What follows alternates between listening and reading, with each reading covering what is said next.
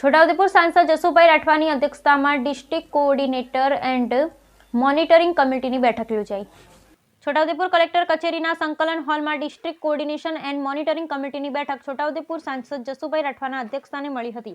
આ બેઠકમાં જિલ્લાના વિવિધ વિભાગના અધિકારીઓ દ્વારા જનની શિશુ સુરક્ષા યોજના સર્વે કામગીરી, આંગણવાડીના મકાન અંગે, પ્રધાનમંત્રી આવાસ યોજના, સ્વચ્છ ભારત મિશન, મધ્યાહન ભોજન, ઉજ્જવલા યોજના, નળ સે જલ યોજના સહિતના વિવિધ વિભાગના યોજનાઓની કામગીરીની માહિતી આપી હતી. આ બેઠકમાં સાંસદ જસુભાઈ રાઠવાએ દીનદયાળ અંત્યોદય યોજના, પ્રધાનમંત્રી આવાસ યોજના, ગ્રામીણ શહેર સ્વચ્છ ભારત મિશન, प्रधानमंत्री अर्बन योजना, नगरपालिकाओं लीड बैंक, प्रधानमंत्री ग्राम सड़क योजना, नेशनल हेल्थ मिशन, संकलित बाल विकास कार्यक्रम, समग्र शिक्षा अभियान, मध्याह्न भोजन योजना, प्रधानमंत्री कृषि सिंचाई योजना, MGVCL अन्न पुरवठा विभाग, राष्ट्रीय अन्न सलामती कायदो, नाણાકીય અને ભૌતિક પ્રગતિની વિસ્તૃત સમીક્ષા કરી હતી.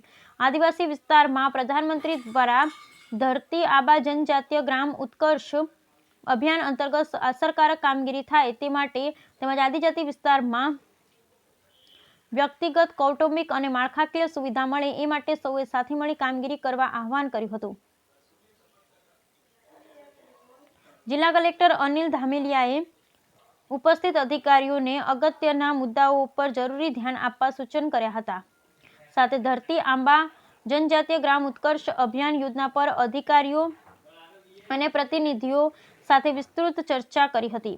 આ બેઠકમાં જિલ્લા પંચાયત પ્રમુખ મલકાબેન પટેલ, ધારાસભ્ય અભયસિંહ તડવી, ધારાસભ્ય જયંતિભાઈ રાઠવા, જિલ્લા વિકાસ અધિકારી સચિન કુમાર, તાલુકા પંચાયતના પ્રમુખ, જિલ્લા પંચાયતના સભ્યો, પ્રાંત અધિકારીઓ અને સમિતિના સભ્યો ઉપસ્થિત રહ્યા હતા. Bureau report Rehan Patel, Chhota Udepur.